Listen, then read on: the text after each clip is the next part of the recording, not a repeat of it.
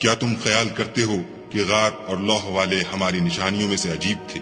جب وہ جوان غار میں جا رہے تو کہنے لگے کہ اے ہمارے پروردگار، ہم پر اپنے ہاتھ سے رحمت نازل فرما اور ہمارے کام میں درستی کے سامان مہیا کر۔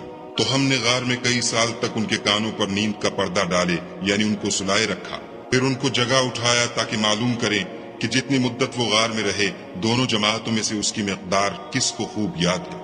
ہم ان کے حالات تم سے صحیح صحیح بیان کرتے ہیں۔ وہ کئی جوان تھے جو اپنے پروردگار پر ایمان لائے تھے، اور ہم نے ان کو اور زیادہ ہدایت دی تھی، اور ان کے دلوں کو مربوط یعنی مضبوط کر دیا۔ جب وہ اٹھ کھڑے ہوئے تو کہنے لگے کہ ہمارا پروردگار آسمانوں اور زمین کا مالک ہے، ہم اس کے سوا کسی کو معبود سمجھ کر نہ پکاریں گے۔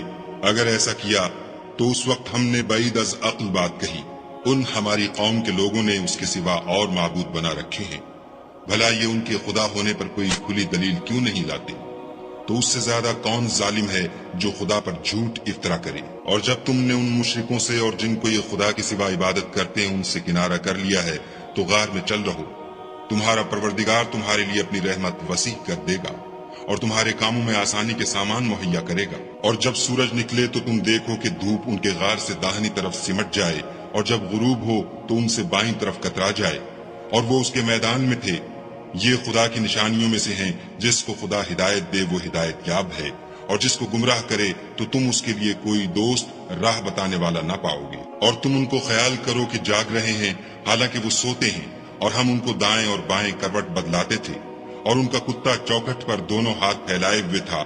اگر تم ان کو جھانک کر دیکھتے تو پیٹھ پھیر کر بھاگ جاتے اور ان سے دہشت میں آ جاتے۔ اور اسی طرح ہم نے ان کو اٹھایا تاکہ آپس میں ایک دوسرے سے دریافت کریں۔ ایک کہنے والے نے کہا کہ تم یہاں کتنی مدت رہے؟ انہوں نے کہا کہ ایک دن یا اس سے بھی کم۔ انہوں نے کہا کہ جتنی مدت تم رہے ہو تمہارا پروردگار ہی اس کو خوب جانتا ہے۔ تو اپنے میں سے کسی کو یہ روپیہ دے کر شہر کو بھیجو، وہ دیکھے کہ نفیس کھانا کون سا ہے تو اس میں سے کھانا لے آئے، اور آہستہ آہستہ آئے جائے، اور تمہارا حال کسی کو نہ بتائے۔ اگر وہ تم پر دسترس پالیں گے تو تمہیں سنگسار کر دیں گے، یا پھر اپنے مذہب میں داخل کر لیں گے، اور اس وقت تم کبھی فلاح نہیں پاؤ گے۔ اور اسی طرح ہم نے لوگوں کو ان کے حال سے خبردار کر دیا تاکہ وہ جانیں کہ خدا کا وعدہ سچا ہے، اور یہ کہ قیامت جس کا وعدہ کیا جاتا ہے اس میں کچھ شک نہیں۔ اس وقت لوگ ان کے بارے میں باہم جھگڑنے لگے اور کہنے لگے کہ ان کے غار پر عمارت بنا دو۔ ان کا پروردگار ان کے حال سے خوب واقف ہے۔ جو لوگ ان کے معاملے میں غلبہ رکھتے تھے وہ کہنے لگے کہ ہم ان کے غار پر مسجد بنائیں گے۔ بعض لوگ اٹکل پچو کہیں گے کہ وہ 3 تھے اور چوتھا ان کا کتا تھا، اور بعض کہیں گے کہ وہ 5 تھے اور چھٹا ان کا کتا تھا، اور بعض کہیں گے کہ وہ 7 تھے اور 8واں ان کا کتا تھا۔ کہہ دو کہ میرا پروردگار ہی ان کے شمار سے خوب واقف ہے۔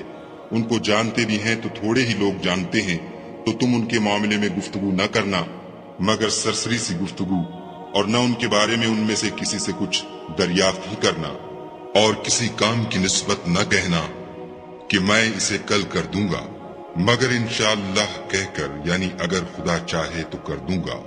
اور جب خدا کا نام لینا بھول جاؤ تو یاد آنے پر لے لو، اور کہہ دو کہ امید ہے کہ میرا پروردگار مجھے اس سے بھی زیادہ ہدایت کی باتیں بتائے۔ اور اصحاب کہف اپنے غار میں 9 اوپر 300 سال رہے۔ کہہ دو کہ جتنی مدت وہ رہے اسے خدا ہی خوب جانتا ہے، اسی کو آسمانوں اور زمین کی پوشیدہ باتیں معلوم ہیں۔ وہ کیا خوب دیکھنے والا اور کیا خوب سننے والا ہے، اس کے سوا ان کا کوئی کارساز نہیں، اور نہ وہ اپنے حکم میں کسی کو شریک کرتا ہے۔